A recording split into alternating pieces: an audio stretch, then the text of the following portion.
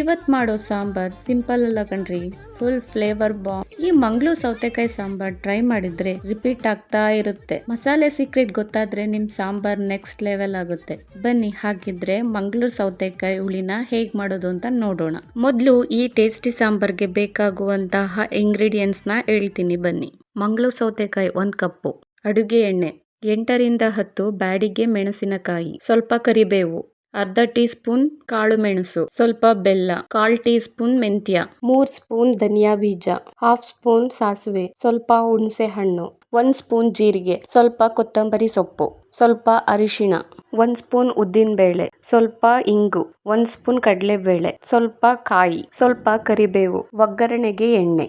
ಈಗ ಹೇಗ್ ಮಾಡೋದು ಅಂತ ನೋಡೋಣ ಬನ್ನಿ. ಮೊದಲಿಗೆ ಸ್ಟವ್ ಆನ್ ಮಾಡ್ಕೊಂಡು ಒಂದು ಬಾಂಡ್ಲಿನ ಇಟ್ಕೊಂಡಿದ್ದೀನಿ. ಅದಕ್ಕೆ 2 ಟೇಬಲ್ ಸ್ಪೂನ್ ಆಯಿಲ್ ನ ಹಾಕಿ ಮಂಗಳೂರು ಸೌತೆಕಾಯಿನ ಸೇರಿಸಿದ್ದೀನಿ. ಸ್ವಲ್ಪ ಫ್ರೈ ಮಾಡ್ಕೊಳ್ತಾ ಇದ್ದೀನಿ. ಸ್ವಲ್ಪ ಫ್ರೈ ಆದ್ಮೇಲೆ ಅರ್ಧ ಟೀ ಸ್ಪೂನ್ ಅರಿಶಿನ ಸೇರಿಸಿ ಫ್ರೈ ಮಾಡ್ಕೊಳ್ತಾ ಇದ್ದೀನಿ.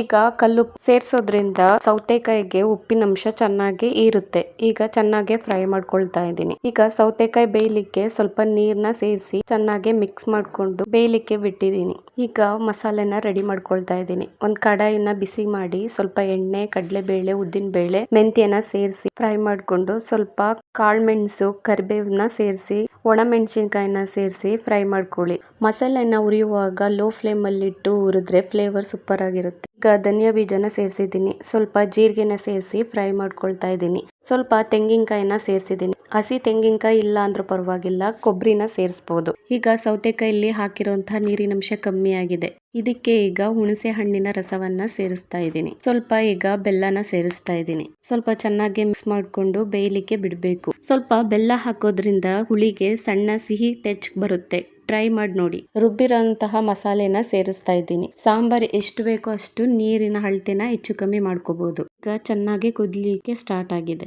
ಈ ಸಮಯದಲ್ಲಿ ಮೊದಲೇ ಬೇಯಿಸಿರೋಂಥ ಬೇಳೆನ ಸೇರಿಸ್ತಾ ಇದ್ದೀನಿ. ಈಗ ಚೆನ್ನಾಗಿ ಮಿಕ್ಸ್ ಮಾಡ್ಕೊಂಡು ಚೆನ್ನಾಗಿ ಕುದಿಲಿಕ್ಕೆ ಬಿಡಬೇಕು. ಉಪ್ಪೇನಾದ್ರೂ ಕಮ್ಮಿ ಆಗಿದ್ರೆ ಈ ಸಮಯದಲ್ಲಿ ಸೇರಿಸ್ಕೊಳ್ಳಿ. ಹುಳಿ ತುಂಬಾ ಗಟ್ಟಿಯಾಗಿದ್ರೆ ಸ್ವಲ್ಪ ನೀರ್ನ ಸೇರಿಸಿ ಅಡ್ಜಸ್ಟ್ ಮಾಡ್ಕೊಳ್ಳಿ. ಈ ಹುಳಿನ ಮಾಡಿದ ತಕ್ಷಣ ತಿನ್ನೋದ್ಕಿಂತ 10 ರಿಂದ 15 ನಿಮಿಷ ಬಿಟ್ಟು ತಿನ್ನೋದ್ರಿಂದ ಮಸಾಲೆ ಎಲ್ಲ ಚೆನ್ನಾಗಿ ಸಾಂಬಾರ್ಗೆ ಹಿಡ್ದಿರುತ್ತೆ. ಈಗ ಸಾಂಬಾರ್ ಬೆಂದು ರೆಡಿ ಆಗಿದೆ. ಈಗ ಒಗ್ಗರಣೆ ಹಾಕ್ಲಿಕ್ಕೆ ಒಂದು ಕಡಾಯಿನ ಇಟ್ಟಿದ್ದೀನಿ.